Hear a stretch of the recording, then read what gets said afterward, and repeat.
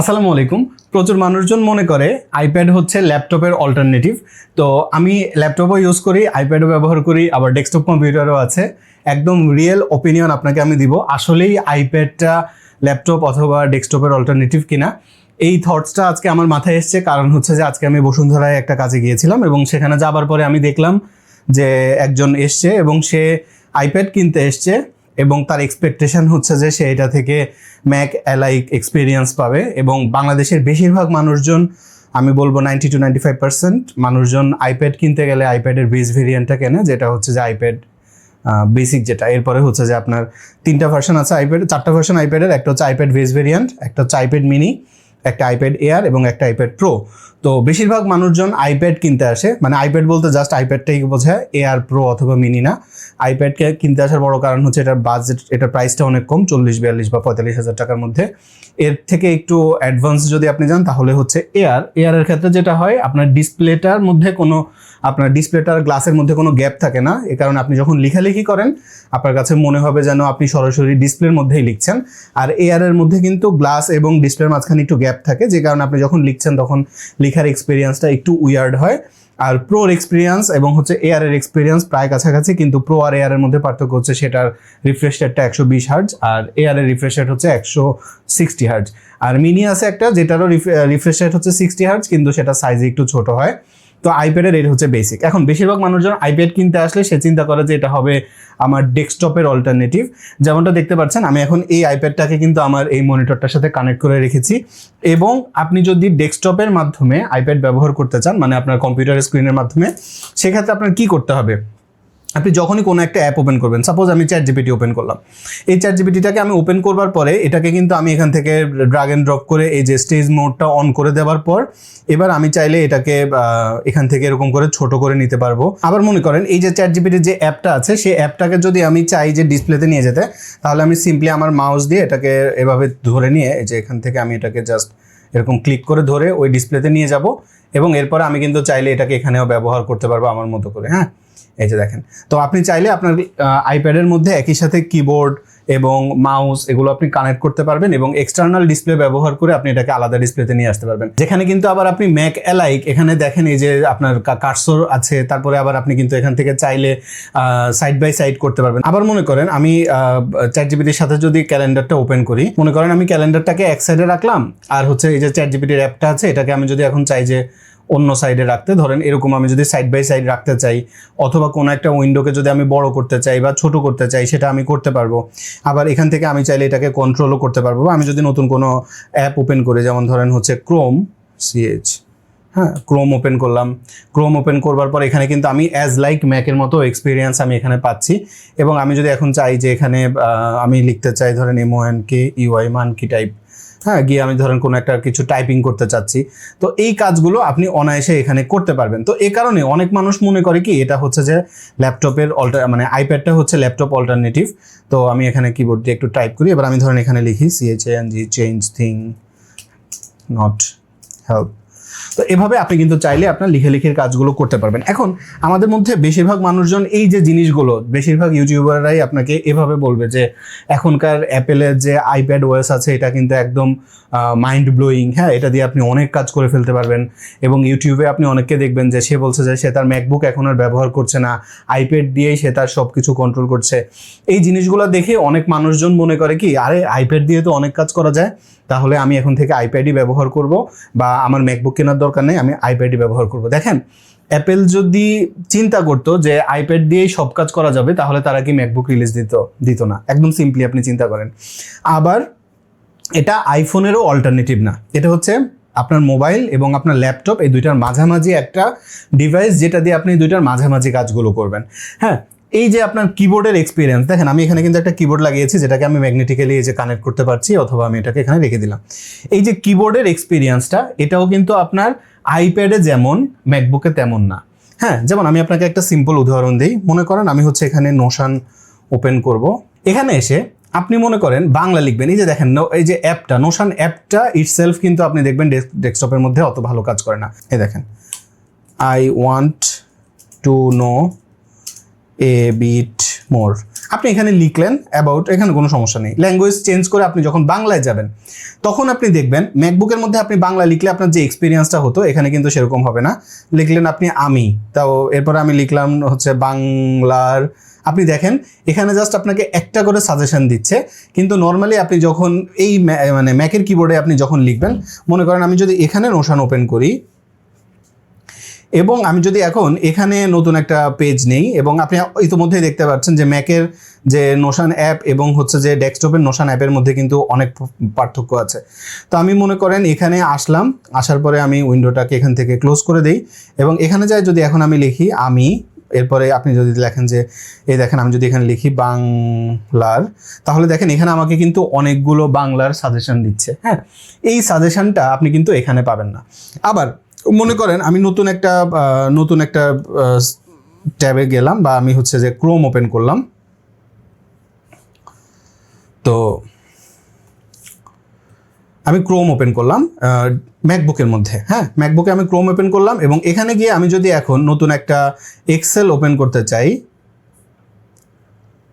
Something মনে করেন যে কোনো একটা Excel, blank Excel sheet open করলাম আমি এখানে, আমি কিন্তু এখানে যদি কোনো ফাংশন দিই, সেই ফাংশনগুলো এখানে যতটা সুন্দরভাবে কাজ করবে, সেম আপনি যখন আইপ্যাডের মধ্যে করতে যাবেন তখন কিন্তু আপনি এই কাজগুলো করতে পারবেন না। তো এই কারণে আমার আসলে যেটা বলবার, বা আমার যেটা আসলে আমি আপনাকে যেটা বলতে চাই সেটা হচ্ছে, আপনি যখন আইপ্যাডের মধ্যে কাজ করতে চাইবেন, বা আইপ্যাডটাকে আপনি যখন মনে করবেন যে হ্যাঁ এটা আমার হচ্ছে যে একটা ডিভাইস, এটা দিয়ে আমি কি করব, এটা দিয়ে আপনি সিম্পলি, আমি এটা কানেক্ট করে নিই অথবা এটা থাকুক। এই পেনটার থেকে রিসেন্টলি আমার হচ্ছে যে এই পেনটা দিয়ে লিখতে অনেক বেশি ভালো লাগে, কারণ এটা দিয়ে লেখার সময় মনে হয় একদম যেন আমি পেপারের মধ্যে লিখছি, আর এটা দিয়ে লেখার সময় মনে হয় গ্লাসের উপর লিখছি।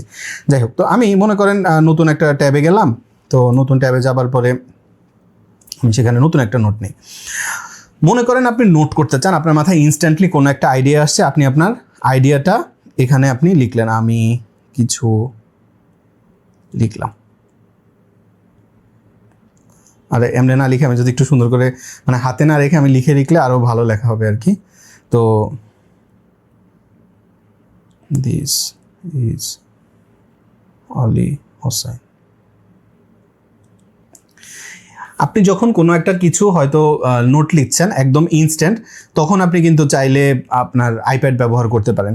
আবার মনে করেন আইপ্যাডটা বেস্ট হচ্ছে বই পড়বার জন্য, আপনি মনে করেন বই পড়বেন, তো বই পড়বার সময় আপনি কোনো একটা বই পেলেন, বা কোনো একটা বই আপনি পড়ছিলেন, আমি এই বইটা পড়ছিলাম প্রম্পট ইঞ্জিনিয়ারিংয়ের। তো এই বইটা আপনি পড়ার সময় আপনার যদি নোট করা দরকার হয়, যেমনটা দেখতে পাচ্ছেন আমার এখানে কিছু নোট আছে, তো আপনি পড়ার সময় আপনার যদি কোনো কিছু নোট নেওয়ার দরকার হয়, আপনি কিন্তু সেটা অনায়াসে এখান থেকে নিতে পারবেন। ইভেন আপনি এখানে হাতেও লিখতে পারবেন যে ইন্টারেস্টিং, মনে করেন আমি এখানে লিখলাম, আচ্ছা এটা না, এটা আমি হচ্ছে এখান থেকে এই পেনটা সিলেক্ট করে এখানে আমি লিখে দেই হচ্ছে ইন্টারেস্টিং। মনে করেন আমি আপনাকে বোঝাতে যাচ্ছি যে আপনার যদি বইয়ের মধ্যে এরকম হ্যান্ড নোট নিয়ে আরও দরকার হয়, আমরা অনেক সময় এরকম মানে হাইলাইট করি বা মার্কিং করি, তো এই কাজগুলো আমাদের যখন করবার দরকার হবে আপনি কিন্তু অনায়াসেই সেই কাজগুলো আইপ্যাডে করতে পারবেন, এবং আইপ্যাডটা এটার জন্য বেস্ট। আবার আপনি যদি কন্টেন্ট কনজিউম করেন ইউটিউবে, সেটা অনেক ভালো। অথবা আপনি যদি আমার মতো অবসরে গেম খেলেন, সেক্ষেত্রে আপনি কিন্তু চাইলে এখানে গেমও খেলতে পারবেন, এবং গেম খেলার জন্য এটা অনেক ভালো একটা ডিভাইস। হ্যাঁ, কিন্তু এটাকে কখনোই আপনি আপনার ল্যাপটপের অল্টারনেটিভ এটা ভাববেন না, কারণ ল্যাপটপের অল্টারনেটিভ ভাবতে গেলে আপনি যে কাজগুলো করবেন, আরও একটা বড় ইম্পর্টেন্ট ব্যাপার, সেটা হচ্ছে যে মানুষ যখন আইপ্যাড কেনে তখন সে কে কেনে? একটা পেন্সিল কিনতে চায়। একটা পেন্সিলের দাম কত হয়? এই পেন্সিলটা 3,500 টাকার মতো, এটা হচ্ছে 7 থেকে 8,000 টাকা। আর আপনি যদি অ্যাপেলের অফিসিয়ালটা কিনতে চান, সেটার প্রাইস অ্যারাউন্ড 13 থেকে 15,000 টাকা, বেসড অন ভেরিয়েন্ট, বিভিন্ন ভেরিয়েন্ট আছে সেটার উপর। আবার আপনি যদি কিবোর্ড কিনতে চান, এরকম এটা হচ্ছে যে চাইনিজ একটা ভেরিয়েন্টের কিবোর্ড, থার্ড পার্টি কিবোর্ড, যেটার প্রাইস হচ্ছে 10 থেকে 12,000 টাকা।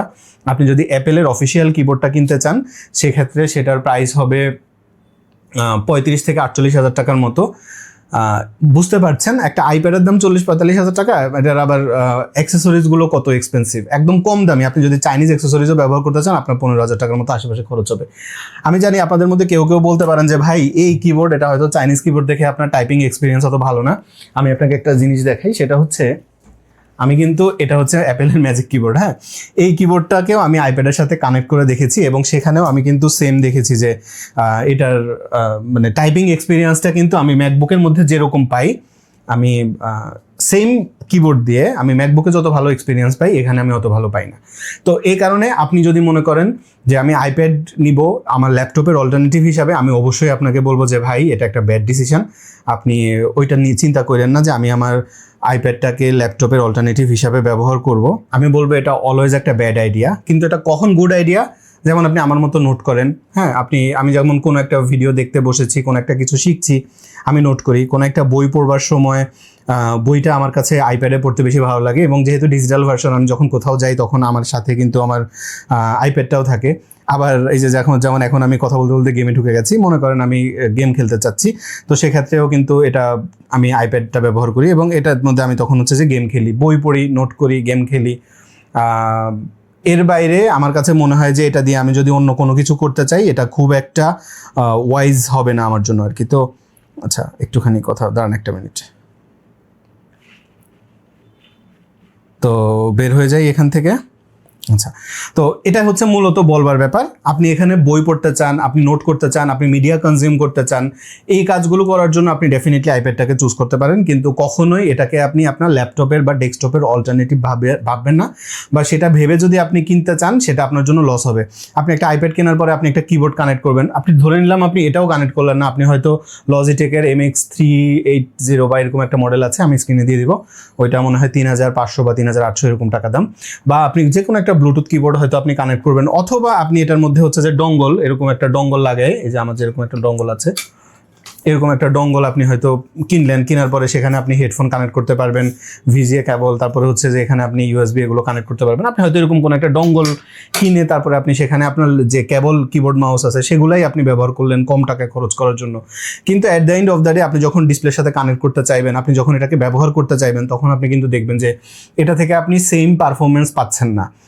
তো সে কারণে আমার কাছে মনে হয় আপনি যদি ল্যাপটপ নিয়ে কাজ করতে চান, ল্যাপটপ রিলেটেড আপনার কাজগুলো দরকার হয়, সেক্ষেত্রে আপনি একটা ল্যাপটপই পারচেস করেন। ভিডিও এডিটিংয়ের জন্য আইপ্যাডের মধ্যে আপনার কিন্তু DaVinci Resolve সফটওয়্যারটা একদম ডেস্কটপ ভেরিয়েন্টের মতো কাজ করে, কিন্তু এটার আবার যে ফাইল অ্যাপ আছে সেটা কিন্তু একটু উইয়ার্ড, এবং সে কারণে আপনি ওইখানে অত ভালো কাজ করতে পারবেন না।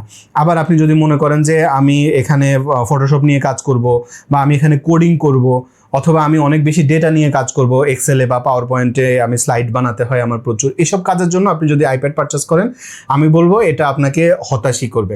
কিন্তু আপনি যে কাজের কারণে আইপ্যাডটা বানানো হয়েছে, যে আপনি এখানে বই পড়বেন, নোট করবেন, হাতে নোট লিখবেন, মিডিয়া কনজিউম করবেন, অবসরে হয়তো গেম খেলবেন, এগুলো যদি পারপাস হয় আপনার, তাহলে ডেফিনেটলি আপনি এটা পারচেস করতে পারেন।